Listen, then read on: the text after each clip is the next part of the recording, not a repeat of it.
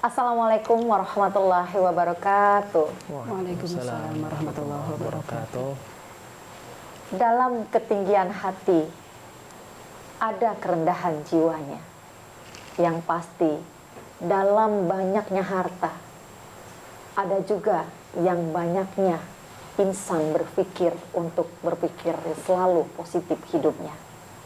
Ramadan, makna Ramadan untuk para generasi muda harapan bangsa. Apa yang harus kita petik makna Ramadan? Semoga para generasi-generasi milenial harapan bangsa selalu memiliki jiwa-jiwa yang berakhlakul karimah. Ya, pemirsa, selamat menjalankan ibadah bulan puasa. Bersama saya Mugi Zainal, kembali kita di Jelang Iftar. Jelang Iftar tema-temanya insya Allah bermanfaat ya, sambil menunggu beduk di buka puasa, selalulah hadir memantau materi-materi yang ada di Jelang Iftar. Nah, kali ini pemirsa kita akan bahas tema yang insya Allah juga bermanfaat untuk semuanya, yaitu mencetak generasi milenial dalam membangun peradaban Islam. Bagaimana para generasi milenial, sudah siap? Nah, kita akan berdiskusi langsung nih dengan dua narasumber yang sudah hadir bersama saya kali ini. Ya, Assalamualaikum warahmatullahi wabarakatuh untuk Ustazah Lili Dahlia SAG MPD. Waalaikumsalam warahmatullahi wabarakatuh. Apa kabarnya Ustazah? Alhamdulillah baik, Mbak Mugi. Senang ya kita jumpa lagi di Ramadan kali ini. Ketemu lagi. Alhamdulillah. Ya pemirsa, beliau aktif sebagai pendakwah dan pengasuh Pondok Pesantren Putri Al Isti'anah Bogor, dan juga aktif sebagai pengurus BMKT Jawa Barat. BKMT Jawa Barat ya. Betul. Dan juga aktif juga nih bendahara umum ADAI ya Ustazah ya. Alhamdulillah. Masya Allah. Tapi terima kasih udah hadir ke Jelang Iftar ya. Dan Assalamualaikum warahmatullahi wabarakatuh untuk Ustadz Zaki. Waalaikumsalam warahmatullahi wabarakatuh. Apa kabar Ustadz? Alhamdulillah Sehat ya. Alhamdulillah. Senang berjumpa dengan Ustadz Zaki lagi ya. Dan beliau ketua pembina Yayasan Maslakul Muqarrabin. Iya. Ya, dan juga pembimbing haji umroh PT Aqobah Iya, Travel ya. Masya Allah ya, udah hadir dua narasumber kita yang pasti hari ini saya ingin memanfaatkan segala kesempatan untuk berdiskusi ya. Dan kita hari ini membahas mengenai mencetak generasi milenial dalam membangun peradaban Islam. Betul. Ya, untuk Ustadz Zaki sendiri nih. Ustadz Zaki kan untuk generasi muda saat ini ya, pasti generasi milenial. Bisa menjadi begini, bisa menjadi begini, bisa jadi A, B, C, D. Pasti tergantung juga siapa yang mendidik gitu kan. Benar. Nah, ini bagaimana menghadapi situasi dengan kemajuan zaman yang begitu maju, dengan bagaimana dengan generasi milenial peradaban untuk menuju ke masa Islam yang lebih baik. Ya, silakan Ustaz Zaki. Bismillahirrahmanirrahim. Baik peserta semuanya, alhamdulillahirabbil alamin. Ini pertanyaannya luar biasa, sangat bagus sekali. Tema kita kali ini tentang mencetak generasi milenial. Iya, betul. Jadi karena memang generasi milenial adalah harapan bangsa. Betul. Harapan bangsa dan agama, bukan hanya bangsa kita, tapi agama kita juga sangat mengharapkan kelak nanti Islam akan jauh lebih berkembang, Islam akan jauh lebih bersinar lagi di tangan pemudanya. Nah, dari mana kita mencetak awal generasi muda yang Islami ini?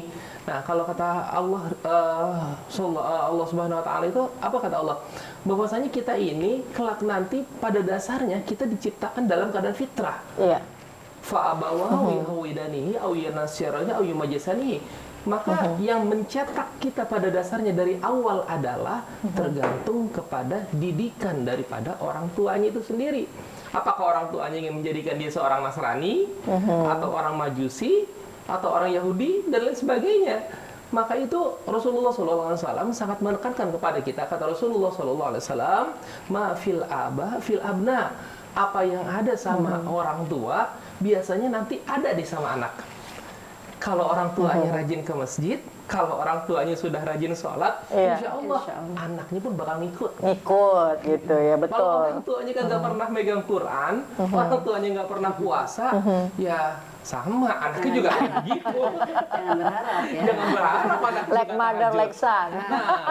like son, begitu. Jadi wajar ketika Rasulullah SAW sangat memperhatikan, kata Rasulullah, at-tarbiyatul ula al-ummahat. Ibu itu adalah, orang tua itu adalah pendidik utama. Jadi pendidik utama buat kita itu bukan di sekolah, Iya, iya. bukan di tengah masyarakat kita, tapi di keluarga kita. Keluarga dulu Orang lah tua. ya. Mama Iya, iya. inilah. Ibu ini kan adalah cerminan anak. Gitu. Betul, betul. Kalau ibunya sudah rajin habis maghrib, udah mulai buka Quran, Iya, pada iya. subuh dibiasain untuk ngaji bareng keluarga, sholat berjamaah di keluarga, insya Allah itu adalah cikal bakal generasi yang kelak nanti akan memimpin kelak nanti. Masya Allah. Seperti itu. Nah, jadi kalau berhubungan dengan ibu sebagai madrasah nih, Iya. ya dalam sebuah keluarga, ya Ustadz dan juga Ustazah. Nah, Ustazah Lili kan seorang ibu juga ya Ustazah ya. Nah, kesibukan saat ini ibu-ibu tuh banyak banget. Udah jadi tulang punggung keluarga juga, Iya. gitu kan. Dan masih banyak tugas-tugas ibu yang lainnya. Tapi kita akan bahas ya setelah jeda yang satu ini ya. Dan pemirsa di rumah, jangan kemana-mana, kita nanti akan kembali melanjutkan perbincangan kita. Kembali lagi bersama kami Gilang Ngitor, kembali setelah yang satu ini.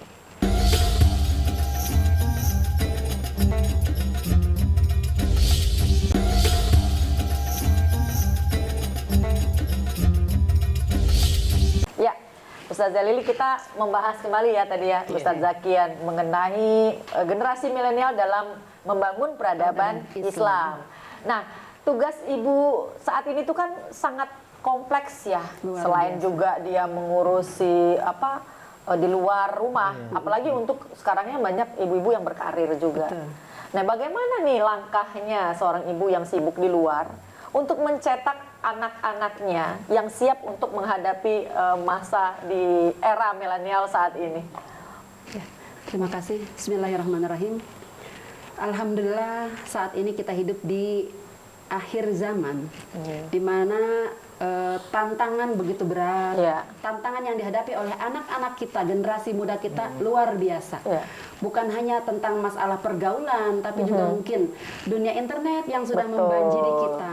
Betul. Dan itu mau tidak mau adalah PR utama bagi seorang ibu. Ya. Apalagi saat ini banyak sekali ibu-ibu bekerja, ibu-ibu yang memfokuskan dirinya bukan hanya mengurus anak-anaknya, tapi juga Betul. menjadi tulang punggung. Betul. Bukan tulang rusuk lagi, tapi perempuan sekarang sudah banyak yang menjadi tulang punggung. Iya, iya. Nah, bagaimana peran ibu yang seperti ini untuk mendidik anak-anaknya? Itu tadi, kita melalui pembiasaan-pembiasaan. Tadi Ustadz Zaki sudah sampaikan bagaimana seorang ibu yang rajin ibadahnya, insya Allah sedikit banyak itu akan memberikan contoh kepada anak-anaknya. Setiap hari dia mengajak anak-anaknya untuk ngaji, tapi kan gimana waktunya nggak cukup karena Iya. pulang ke rumah dalam kondisi sudah capek, Iya. yaitu kembali kepada komitmen kembali. Jadi jangan sampai masa-masa keemasan anak-anak kita terlewati begitu saja. Iya. Justru di masa anak-anak seperti ini kita harus banyak mengisi akal mereka, mengisi hati mereka dengan pendidikan agama yang luas. Sebab kita tidak mungkin mengharapkan generasi yang menjadi generasi Qurani Iya. kalau kita sebagai orang tuanya juga mengabaikan pendidikan agama kepada anak-anak kita. Kaitannya dengan wanita karir seperti apa? Itu kembali kepada manajemen waktu ya. Sebab memang memiliki anak bukan hanya tanggung jawab ibu. Memiliki anak adalah komitmen bersama antara ayah dan ibu, suami dan istri. Tanggung jawab pendidikan bukan hanya tergantung kepada ibu, walaupun mungkin dikatakan al-ummu madrasatul ula. Nah, dalam keadaan seperti ini, maka harus mau berbagi peran. Agar apa? Agar apa yang menjadi cita-cita orang tua memiliki anak yang soleh dan solehah bisa terwujud. Kemudian adalah doa juga, doa dari seorang ibu. Itu yang paling utama. Iya. Sebab zaman sekarang ini begitu banyaknya rintangan, begitu banyaknya ujian yang dihadapi oleh anak-anak kita. Kalau kita sebagai ibunya tidak melindungi mereka dengan doa-doa kita, wallahu a'lam akan menjadi seperti apa generasi sekarang. Betul sekali. Jadi benar-benar harus yang tadi Ustazah Lili bilang ya, manajemen waktu dan kualitas ya. Betul. Kualitas buat bertemu. Pertemuan, Jadi betul, kalaupun iya. sering bertemu juga kalau nggak berkualitas, Betul, iya. untuk apa juga Tetap tidak gitu ya. menghasilkan. Ya baik. Nah Ustadz Zaki, kan banyak nih cara-cara yang bisa kita lakukan ya untuk mencetak generasi milenial yang juga memiliki peradaban menuju ke peradaban Islam yang lebih maju. Ini cara-cara yang harus kita lakukan terhadap putra-putri kita. Apa yang harus kita lakukan? Apakah harus menyekolahkannya, harus di sekolahan yang memang berbasis juga kepada agama? Nah, bagaimana nih Ustadz Zaki? Iya. Salah satu caranya sebenarnya yang paling mudah adalah imbangkan kehidupan anak kita antara pendidikan dunia dan akhiratnya. Oke. Jadi selama ini yang kita pahami ataupun yang sedang di masyarakat kita, yang terjadi di tengah masyarakat kita adalah kita lebih khawatir anak kita ketika dia kelas 2, kelas 3 SD, mereka belum bisa baca, dipanggillah guru privat ke rumah. Khawatir sampai datang ke sekolahannya segala macam. Tapi mohon maaf, ketika anak kita SMP belum bisa ngaji, biasa aja emaknya. Bapaknya kayaknya dia nggak merasa berdosa, kayaknya biasa aja gitu. Jadi kayaknya sangat takut kehilangan dunianya gitu loh. Padahal kalau kita lihat zaman dulu ya, orang tua kita dulu, Masya Allah, kayaknya orang tua kita dulu mah galak-galak banget Ustazah ya. Ya Allah, lebih kita pada maghrib gitu ya, banyak kita main kelilingan, cari gitu ya. Cari, kita pakai sabuli di diri. Kalau sekarang menggalakan anak ya? Sekarang menggalakan anak. Zaman dulu pada maghrib yang namanya TV mah kita kagak boleh nonton. Betul banget. Zaman dulu mah. Sekarang Ya Allah, sekarang sama. Memang anak sekarang mah harus maghrib, saya suruh anak saya, pokoknya matiin TV-nya. Dimatiin TV-nya, tapi nyalin HP-nya sama aja. Karena kenapa? Karena pendidikannya lebih mengedepankan pendidikan dunianya. Coba kalau dari awal anak dimasukin ke PAUD-nya, kemudian di SDIT-nya, syukur-syukur nanti mau masuk ke pesantrennya. Kan luar biasa, insya Allah nanti, ya Allah, sakinah dah keluarganya. Amin. Apalagi kan saat ini pendidikan banyak yang juga Islam yang modern gitu ya, Masya Allah. Nanti kita lanjut lagi ya, diskusi kita menarik sekali, dan pemirsa, diskusi kita menarik sekali ya, apalagi kalau berbicara mengenai generasi milenial dalam peradaban Islam ini. Untuk itu jangan pernah ganti channel ya, tetap di Jelang Ifor, kami kembali setelah yang satu ini.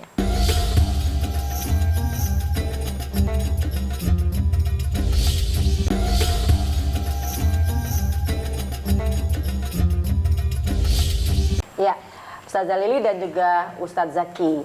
Saat ini kan kemajuan teknologi, wow, Masya Allah, luar biasa. Ya, gadget dengan gampang kita banyak tahu semua informasi. Nah, tentunya kan ada efek negatif dan positif juga ya, Ustazah Lili ya. Ini bagaimana nih cara kita untuk mengerem gitu untuk anak-anak kita agar mereka bisa memanfaatkan dengan baik kemajuan teknologi seperti ini, Ustazah Lili? Ya, baik. Terkadang orang tua banyak yang terlalu permisif terhadap anak-anak mereka. Jadi ketika anak memegang HP, yang penting anak nggak keluar. Merasa orang tua tuh merasa aman, anaknya ada di rumah. Padahal kita tidak tahu, tidak mengontrol apa yang diakses oleh anak kita lewat gadget mereka. Nah, tugas orang tua bukan hanya mengawasi anak dalam kondisi fisik mereka, tapi juga mengawasi apa aja yang diakses oleh anak-anak kita.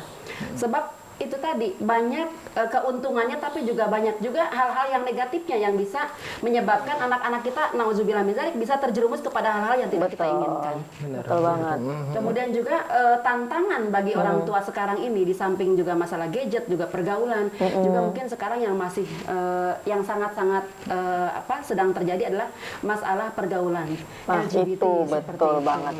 Itu luar biasa. Memang ya Allah. Akhlak memang kenapa Rasulullah SAW itu diutus ke muka bumi ini yang pertama kali adalah menyempurnakan akhlak. Ternyata pinternya anak di sekolah, berprestasinya anak di sekolah itu nggak menjamin akhlaknya bagus, Bu. Nggak menjamin, ya Allah. Karena terkadang sekarang memang kita ngerasakan sebagai orang tua ternyata tuh anak yang sopan, anak yang nurut kalau kita suruh, anak yang dengar apa yang kita mau, ternyata lebih kita harapkan ketimbang anak yang berprestasi di luar tapi bermasalah mulu di rumahnya. Setiap kita omongin dibalikin sama dia. Setiap kita bilangin nggak mau terima, malah nangis, malah ngamuk segala macam, kamar dikunci segala macam, ngambek segala macam, tantrum, ya Allah. Kenapa? Karena mungkin dari orang tuanya nggak bisa persuasif, nggak bisa melakukan pendekatan, atau mungkin bisa jadi karena pengaruh teknologi begitu, terlalu sering melihat TikTok lah, terlalu sering melihat artis-artis sehingga gayanya pun mengikuti. Yang mau kayak begini, ngelihat apa yang ditiru, apa yang dilihat, ya itu yang ditiru sama dia. Karena sekarang mungkin kayak begitu. Karena kenapa? Karena mereka terlalu kurang tadi Ustazah Iya. Lili bilang kan, karena kurang pengawasan dari Orang tua keluarganya, juga. orang tuanya. Kadang-kadang juga kan mohon maaf kita di rumah juga ketika ada waktu quality time lah bahasa sekarang Iya. dengan keluarga. Mohon maaf kadang-kadang juga bapaknya sibuk sama HP-nya. HP sibuk, satu sibuk, semua pegang HP, diem aja kayak gitu. HP-nya. Kayak di kuburan gitu. Kita berlima semuanya main HP Iya. sampai anak bocah 3 tahun Bener. juga sama pada main HP.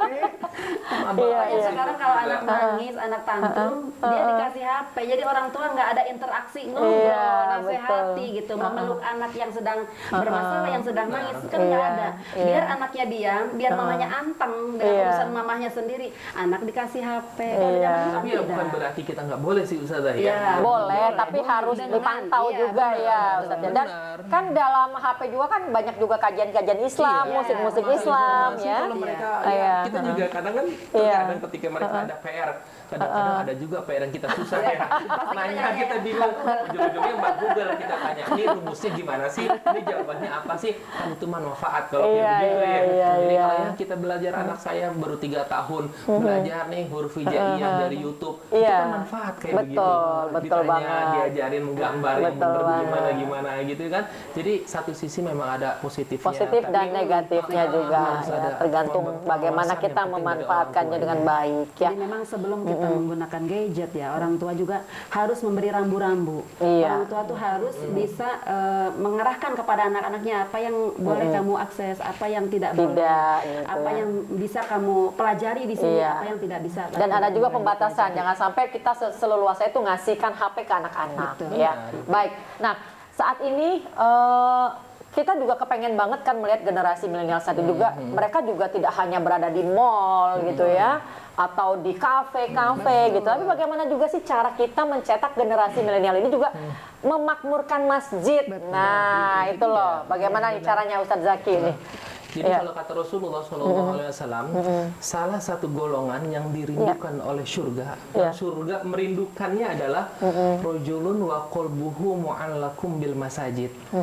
Seorang laki-laki, seorang pemuda yang mana hatinya terpaut dengan masjid. Iya. Artinya setiap dengar suara adzan itu orang kayaknya mau banget ke masjid. Iya. Setiap ada pengajian nggak enak gitu kalau kagak datang ke masjid. Iya, iya. Itu seorang pemuda begitu, Iya, iya. pahalanya jauh lebih besar Masya Allah. ketimbang seorang kakek-kakek yang datang ke masjid. Kalau udah lihat kakek-kakek kayaknya udah banyak gitu ya. Aku Ayana kalau kakek-kakek mah doyan ke masjid.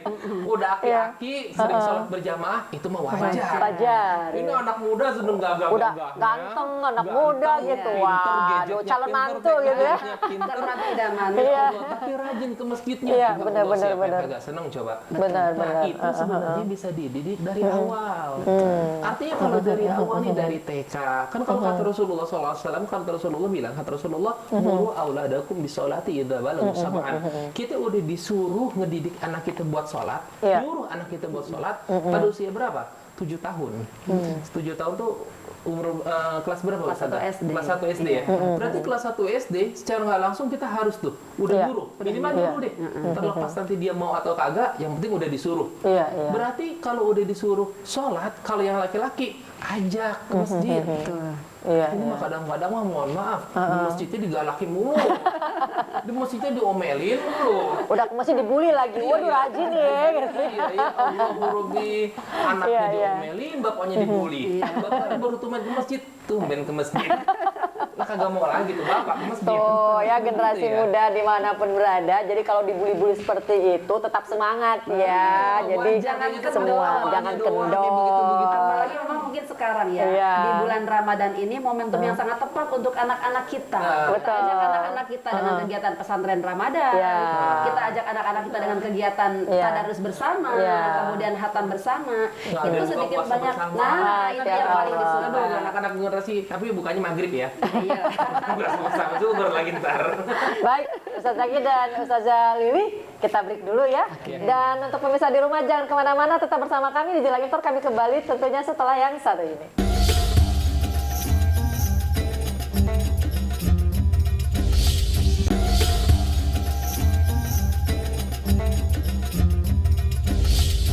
Ya, Ustazah Lili dan juga Ustadz Zaki dan pemirsa di rumah di Jelang Iftar.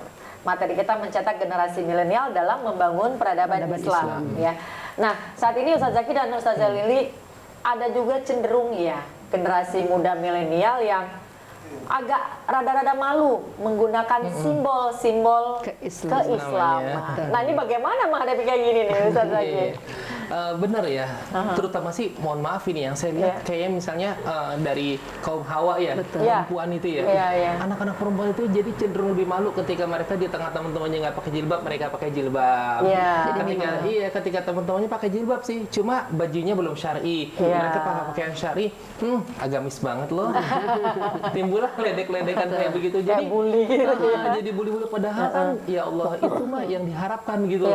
Kita bisa nggak istiqomah? Nah itulah mereka itu harus punya kekuatan iman gitu. Nah, di mana dipupuknya kekuatan iman itu? Dari keluarga, dari lingkungannya, dari sekolahannya, dari tempat di mana dia sekolah, tempat di mana dia kerja, tempat di mana dia kuliah, biar dia bangga gitu loh. Wah, saya nih di tengah teman-teman saya yang sedang makan, saya bisa loh, iman saya kuat. Di tengah teman-teman saya yang nggak pernah puasa sunnah misalnya Senin Kamis misalnya, saya alhamdulillah kok bisa nahan itu, alhamdulillah. Jadi bangga gitu loh dengan keislamannya gitu, bukan berarti riya ya, tapi ngerasa bangga dengan simbol-simbol Islam, dengan bisa istiqomah dalam mempertahankan keimanannya. Itu kan luar biasa, apalagi anak-anak muda yang sekarang yang temannya mohon maaf ya, mereka kan kayaknya kalau udah kumpul-kumpul anak muda kongko-kongko begitu, nggak keren lah kalau nggak ngerokok, minimal lah gitu ya. Atau sekarang naudzubillah sempat ya kena ke narkoba lah segala macam. Ya kan itu cuma karena pergaulan juga ya Ustaz Zaki ya. Pergaulan juga, faktor utamanya pergaulan. Karena kalau kata Rasulullah SAW itu, ya Allah benar, su'ul khuluqi yu'di, yang namanya akhlak buruk itu menular. Betul. Ada nih Ustazah, kita kumpul 5 orang, 4 orang baik, 1 orangnya nakal lah gitu ya teman-teman. Itu 4 orang itu bisa ketularan nama yang 1 orang. Benar, karena kenapa? Yang namanya akhlak buruk itu nular. Itu yang jadi permasalahan gitu loh. Sementara untuk mengajak kebaikan, terkadang anak muda juga sungkan. Nggak enak, dia mah emang nggak pernah puasa, dia mah emang nggak pernah ke masjid. Sebab enak gitu ya Ustaz Zaki ya.